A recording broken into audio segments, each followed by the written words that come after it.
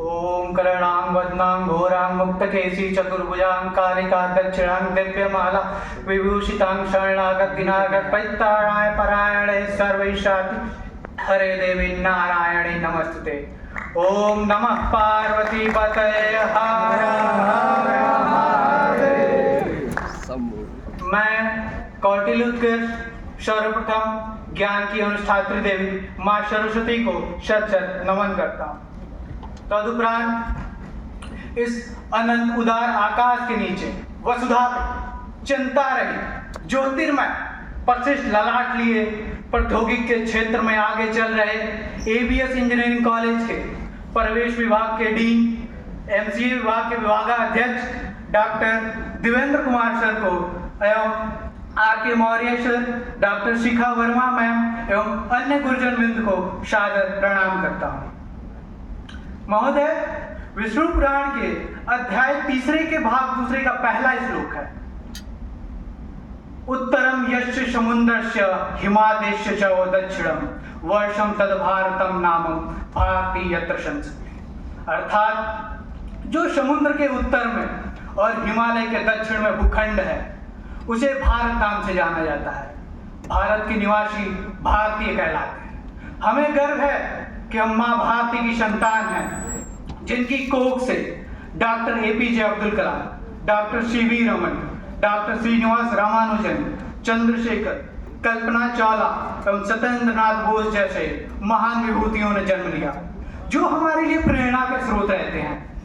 राष्ट्रीय कवि रामधारी सिंह दिनकर जी कहते हैं, वसुधा का नेता कौन हुआ, भूखंड विजेता कौन हुआ, अतुलित यश क्रेता कौन हुआ, नवधर्म प्रणेता कौन हुआ। इन 4 प्रश्नों के अगली 2 पंक्तियों में उत्तर समाहित है। जिसने न कभी आराम किया, विघ्नों में रहकर काम किया। भाव स्पष्ट है बंधुओं, जो विषम परिस्थितियों में भी अपने कर्तव्यों से विमुख नहीं होता है और निरंतर अपने कर्म में लगा रहता है, वही व्यक्ति इतिहास में याद रखा जाता है।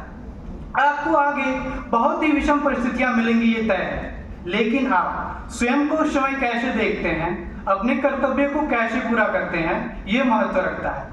याद रखिएगा, विद्यार्थी का पहला उद्देश्य और पहला कर्तव्य शिक्षा ही है, तदुपरांत है कुछ भी। अगर बात समय की विषमता की हो रही है तो मैं आपको बता दूं, बिहार के दशरथ मान जी एक छीनी और हथौड़े से एक विशाल पहाड़ को 20 साल के निरंतर प्रयास में खंडित करके 25 फीट चौड़ा रास्ता बना दिया। कहते हैं, है कौन विघ्न ऐसा जग में जो टीक सके वीर नर के मग में, खम ठोक ठेलता है जब नर पर्वत के जाते पांव में खड़, मानव जब जोड़ लगाता है पत्थर पानी बन जाता है। अगर आप अपने उद्देश्य को लेके, अपने लक्ष्य को लेके निश्चय है, आपका जो लक्ष्य है वो सीधा और स्पष्ट है, तो आपको पूरा करने से कोई नहीं रोक सकता। गुण एक से भी एक प्रखर छिपे हैं मानव के भीतर। आपके अंदर असीम उत्साह और मनोबल है, जिसकी सहायता से हमारे गुरुजन में आपको ज्ञानमय बनाएंगे। बंधुओं, हम और आप अति भाग्यशाली हैं जो हमें ऐसे प्रोफेसर्स मिले जो मूड को भी बुद्धिमान बनाने में महारत हासिल किए हैं। एबीएस इंजीनियरिंग कॉलेज को एनसीआर के टॉप इंजीनियरिंग कॉलेज बनाने वाले हमारे प्रोफेसर ही हैं, जो रिसेशन जैसे दौर में एमसीए के 2 ईयर कोर्स में 100% और 93% प्लेसमेंट संभव किया। मैं आपको उदाहरण के रूप में रामचरितमानस के सुंदरकांड के मध्यांतर का श्लोक एक बताता हूँ। विनय न मानत जल्दी जर, गए 3 दिन बीत, कहूँ राम सकोच सब, भय बिन होए न प्रीत। हमारे अध्यापक आपको पहले विनय से पेश आएंगे, आपको समझाएंगे कि ये चीजें करनी है, ये नहीं करनी है। अगर आप उन्हें अच्छी तरह से पालन नहीं करते हैं तो याद रखना, आपके साथ भय का भी प्रयोग किया जाएगा।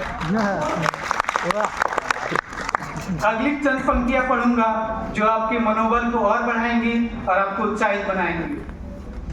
वरदान मांगूंगा नहीं, वरदान मांगूंगा नहीं, स्मृति सुखद प्रहरों के लिए, अपने खंडहरों के लिए। यह जान लो मैं विश्व की संपत्ति चाहूंगा नहीं, वरदान मांगूंगा नहीं, वरदान मांगूंगा नहीं। क्या हार में क्या जीत में, किंचित नहीं भयभीत में।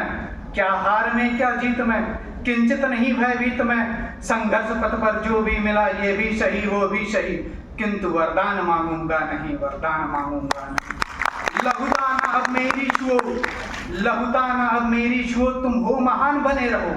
अपने हृदय की वेदना में व्यर्थ त्यागूंगा नहीं, वरदान मांगूंगा नहीं, वरदान मांगूंगा नहीं। अगले 4 पंक्तियों पर विशेष जोर दूंगा मैं। चाहे हृदय को ताप दो, चाहे हृदय को ताप दो, चाहे मुझे अभिश्राप दो, कुछ भी करो कर्तव्य पथ को किंतु भागूंगा नहीं, कर्तव्य पथ से किंतु भागूंगा नहीं, वरदान मांगूंगा नहीं, वरदान मांगूंगा नहीं। जय हिंद, थैंक यू।